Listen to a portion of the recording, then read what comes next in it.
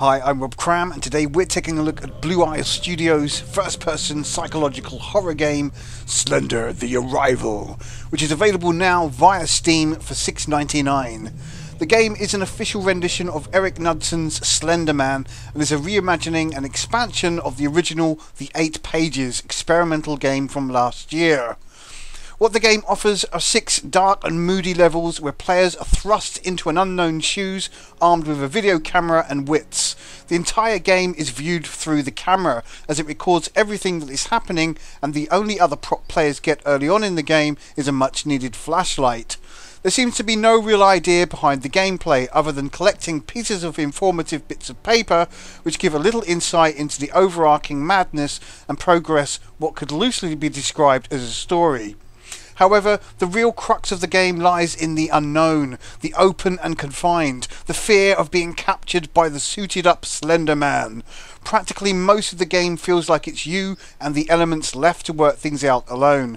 There are no prompts or tools to help players find their way, and so exploration by following pathways is the only sensible course of action. The Slender Man's presence is felt when the screen begins to warp and strange audio cues provide a sense of impending doom. So players have to run away, but the action of running feels like you're wading through waist-high water, as if merely delaying the inevitable death at the hands of your teleporting pursuer. The element of shock and fear is captured very well here, made all the more intense by the mostly inactive but creepy moments where nothing actually happens. There's little variation in the levels themselves beyond the aesthetics, bar collecting paper which appear on various inanimate objects that often change position each time you play. It adds a bit of purpose, but the real core gameplay mechanic is simply being scared shitless by things that jump out at you. In terms of graphics, the game sports a muddy, gritty look to reflect the horror nature of the game. There are some impressive open areas with foliage swaying in the breeze and the option to go anywhere. However, the play areas are quite boxed in, and really there's not too much to see off the beaten track anyway. The lighting is pretty good, as the flashlight demonstrates some neat contrast between light and dark, although sadly there are no dynamic shadows which would have aided the atmosphere considerably. In terms of performance, the game struggles to keep solid frames and is quite a demanding game where it perhaps shouldn't be. There are also minor issues with the mouse controller sensitivity, which even at its lowest setting are a bit too sensitive. Probably the biggest issue with the game's visuals is a non-toggleable head bob, which after long periods becomes a little disorientating for the eyes. There is a choice to simply reduce the bob by walking, but then you're stuck moving with the same elegance and speed expected of a snail.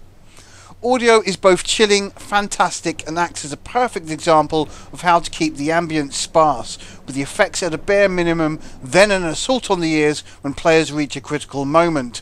It works wonders here and is non-intrusive, but best experienced via headphones.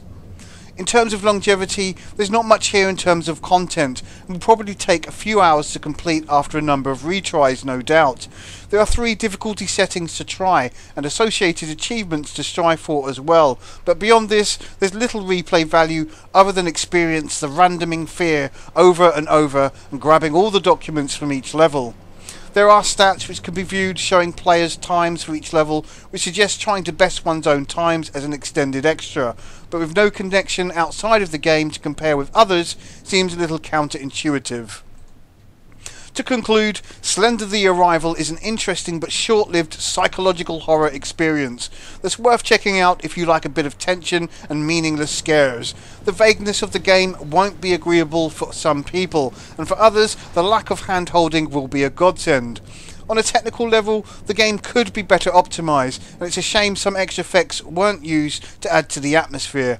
That said, there's some genuine fear on offer here, which shows that the most simple of concepts can work, but at the end of the game, it's likely you'll be none the wiser as to what just happened. Slender The Arrival scores 7 out of 10. I'm Rob Cram, thanks for watching.